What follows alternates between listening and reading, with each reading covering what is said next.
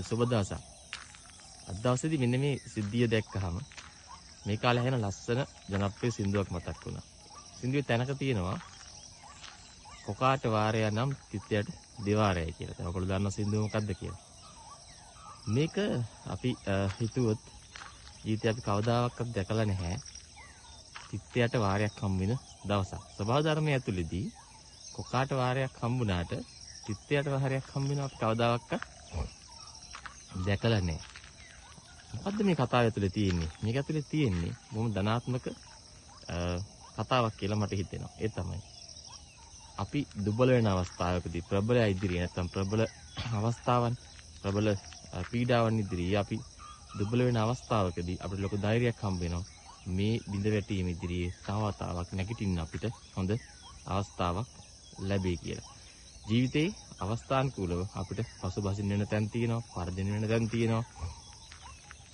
අපි ඉන්නවද නැද්ද කියලා හොයාගන්න බැරි වෙන තරමට ජීවිතේ කඩා වැටෙන තැන් තියෙනවා. සමාජයත් එක්ක ගැටිලා, සමාජික ජීවත් වෙලා, ව්‍යාපාරික ලෝකයේ වෙන්න පුළුවන්, පෞල් ජීවිතය තුළ වෙන්න පුළුවන්, සමාජ ජීවිතේ වෙන්න පුළුවන්.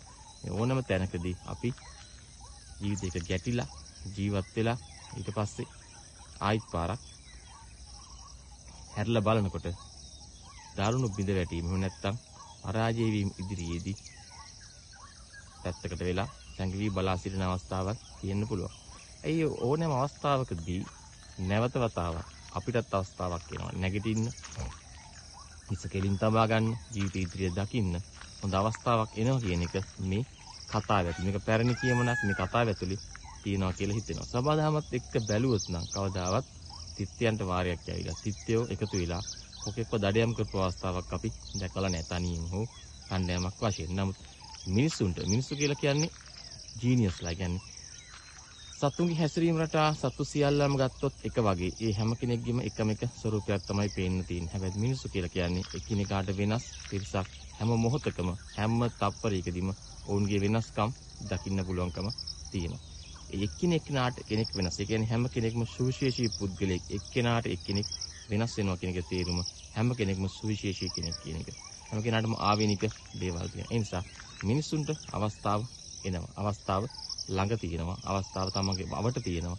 ඒ අවස්ථාව හොයාගන්න, ඒ අවස්ථාවත් එක දකින්න අවස්ථාවන් ජීවිතය ඔබව ඇද දමනවා. නමුත් ඇද දමන සෑම අවස්ථාවකදීම නැවත නැගිටින්න හයියක් මේ කතාව ඇතුලේ තියෙනවා. මොකද බලාපොරොත්තුවත් අරින්න හොඳ නැහැ. නැගිටින්න පුළුවන්. ඕනෙම අදුෂ්කර බැරිම තැනකදී උනත් නැවත නැගිටින්න අවස්ථාවක් තියෙනවා කියන එක මේක ඇතුලේ තියෙනවා කියලා මට හිතෙනවා. බොහොම ස්තුතියි සුබ දවසක් හැම දිනකටම.